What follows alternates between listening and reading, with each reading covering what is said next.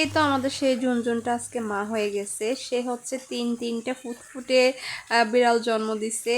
তো আমি আদর করে তাদের নাম রাখছি, লালটার নাম সুজি, আর সাদা বাদামিটার নাম হচ্ছে চিনি, আর ওর মতো যেটা হয়েছে কালা সাদা ওটার নাম রাখছি মধু। মোট কথা ওদের নাম হচ্ছে সুজি, চিনি, মধু।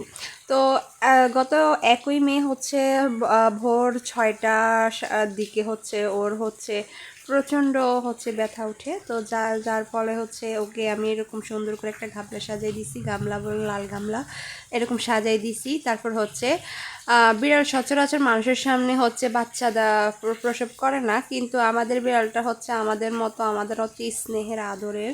তো বিড়ালটা হচ্ছে চাইছিল যাতে আমার কাছেই থাকতে পারে। তো সে সেইভাবেই হচ্ছে ওকে আমি সব কিছু মানে ঠিকঠাক করে দিই এরকম। আমি আমার আম্মু ভাবিয়েছিল, যেহেতু বিড়ালের আসল মালিক যে আমার বোন, সে তো হচ্ছে নাই শ্বশুর বাড়ি, তো সে জানতোও না। তো এই যে কিছুদিন আগেও বিড়ালটা হচ্ছে দেখেন, আমরা যেখানেই যেতাম আমাদের সাথে সাথে যেত। আমরা শাক তুলতে যদি পুকুর পাড়ে আসি আমাদের সাথে চলে আসতো, এখান দিয়ে সে গড়াগড়ি করতো, খেলাধুলা করতো। তারপরে ধরেন মনে করেন ঘুমানোর সময় সে একদম রাইসামণি, যেখানে ঘুমাবে সেও সেখানে ঘুমাবে। দেখেন কিভাবে ঘুমাইতেছে মাশাল্লাহ। যখন সে প্রেগনেন্ট ছিল তখনকার সময়কার এগুলো হচ্ছে ভিডিও ক্লিপ। এই যে দেখেন আমি নামাজ পড়তেছি, আমার মেশিনের এই পাশে জানালার ধারে শুয়ে থাকতো। যখন বেশি গরম পড়তো তখন সে এভাবে জানালার ধারে শুইতো, তারপরে ফ্যানের বাতাসও খাইতো, প্রাকৃতিক বাতাসও খাইতো আর কি।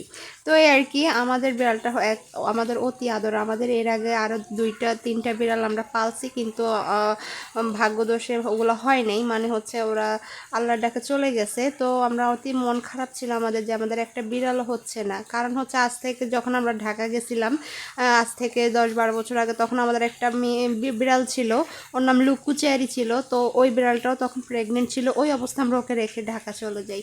তো আমাদের ওই বিড়ালটাও তারপর আমার ফুফাতো বোন পালছিল আর কি। তারপর তখন থেকে আমাদের হচ্ছে বিড়াল আর হচ্ছিল না। তখন এইবার আমাদের এই ঝুনঝুন বিড়ালটা হয়েছে মাশাল্লাহ। তো ও হচ্ছে এবার বাচ্চা দিছে। তো সবাই ওর জন্য দোয়া করবেন। আল্লাহ হাফেজ।